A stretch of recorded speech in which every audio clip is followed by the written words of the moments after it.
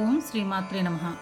దేవీ భాగవతం ద్వాదశ అధ్యాయంలో మణిద్వీప వర్ణన శ్లోకాలు తాత్పర్యంతో నేర్చుకునే అంశంలో చింతామణి గృహంలో ఉన్న భువనేశ్వరీ దేవి యొక్క వర్ణన శ్లోకాలను తెలుసుకుందాము.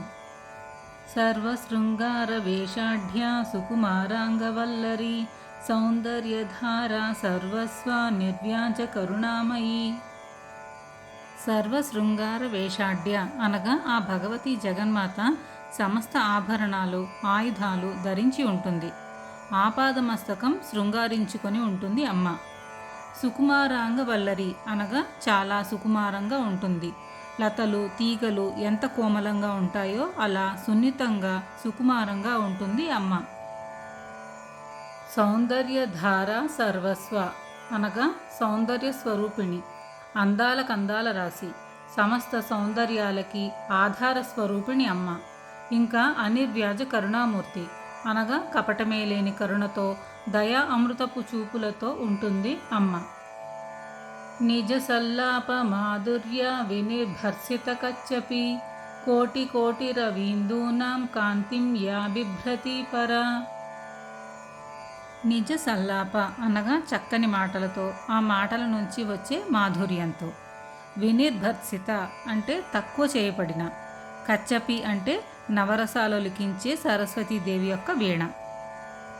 అమ్మ మాట్లాడితే ఆ మాధుర్యానికి సరస్వతీదేవి యొక్క వీణానాదం కూడా వెలవెలబోతుంది. నవరసాలు లిఖించే కచ్చపి వీణానాదం కన్నా ఆ శ్రీదేవి యొక్క పలుకులు ఇంకా మధురంగా ఉంటాయి. నిజ సల్లాప మాధుర్య వినిర్భర్సిత కచ్చపి అనేది లలితా సహస్రనామంలో 27వ నామం. ఆ పరాశక్తి కోటాను కోట్లు సూర్యుల మరియు చంద్రుల కాంతితో సమానమైన వెలుగుతో సహజంగా ప్రకాశిస్తూ ఉంటుంది. ఇక్కడ అమ్మవారి సహజమైన శరీర కాంతిని వర్ణిస్తున్నారు. నానా సఖీభిర్దాసీభిస్తదా దేవాంగనాదిభిః సర్వాభిర్దేవతాభిస్తు సమంతాత్ పరివేష్టిత.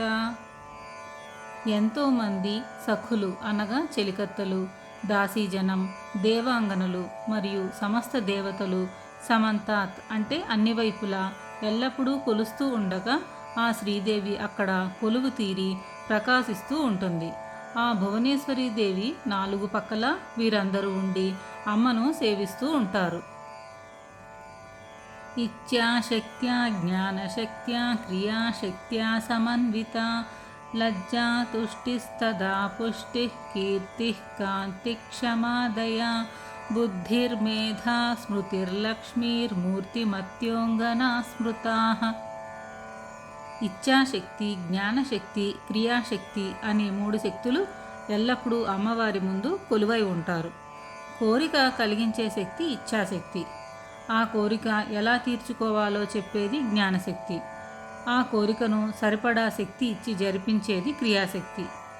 కర్మఫలాన్ని అనుభవించినంతకాలం మనం ఈ ఇచ్ఛ, జ్ఞాన, క్రియాశక్తులలోనే తిరుగుతూ ఉంటాం. వీటి నుంచి బయటపడితే అప్పుడు ఆ పరాశక్తి అయిన భువనేశ్వరీ దేవిని మనం చేరగలము. లజ్జ, తుష్టి, పుష్టి, కీర్తి, కాంతి, క్షమ, దయ, బుద్ధి, మేధ, స్మృతి, లక్ష్మి అనే వీరంతా దేవాంగనలు. వీరు మూర్తిమంతములై అనగా రూపాలు దాల్చి అమ్మవారి చుట్టూ ఉంటారు. జయా చ విజయా చైవాప్యజితా చ పరాజిత నిత్యా విలాసిని దోగ్ధ్రీ త్వఘోరా మంగళా నవ పీఠశక్తయ ఏతాస్తు సేవంతే యాం పరాంబికాం. జయ, విజయ, అజిత, అపరాజిత, నిత్య, విలాసిని, దోగ్ధ్రి, అఘోర, మంగళ అనే నవపీఠశక్తులు అనగా 9 మంది పీఠశక్తులు. వీరు నిత్యం ఆ పరాంబికను సేవిస్తూ ఉంటారు. యస్యాస్తు పార్శ్వభాగేస్తో నిధీతౌ శంఖపద్మకౌ నవరత్నవహానత్యస్తథా వైకాంచనస్రవాః. యస్యాస్తు అనగా చింతామణి గృహంలో అమ్మవారి దగ్గర, పార్శ్వభాగం అనగా ఒక పక్కన లేకపోతే వన్ సైడ్ అన్నమాట. శంఖము, పద్మము అని పిలువబడే 2 నిధులు ఉంటాయి.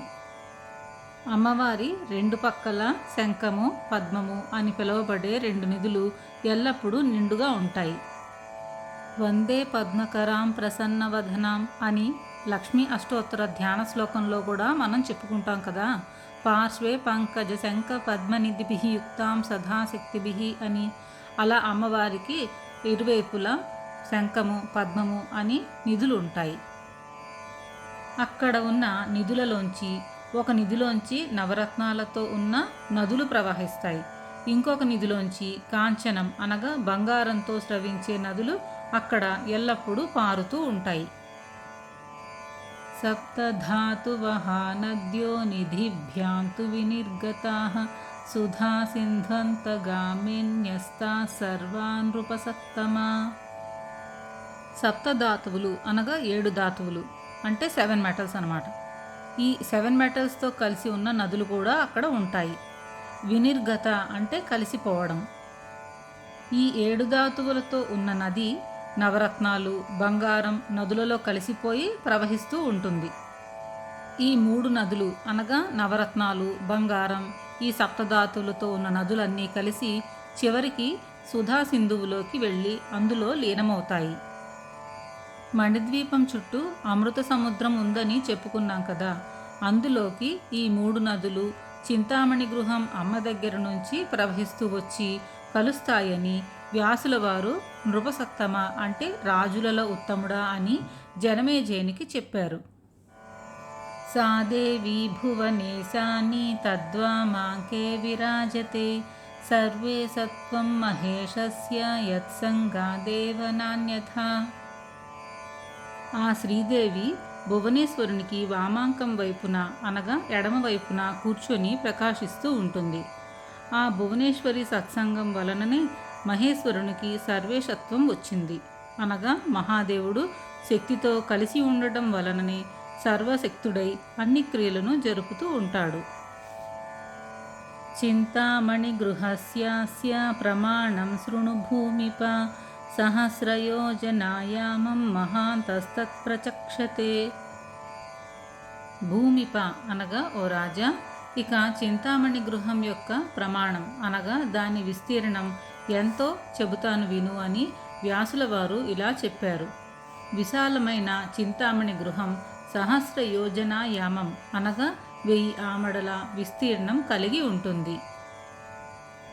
ఇక చింతామణి గృహం గురించి వ్యాసుల వారు ఎలా వర్ణించారో ఆ శ్లోకాలను మనం నెక్స్ట్ వీడియోలో తెలుసుకుందాం.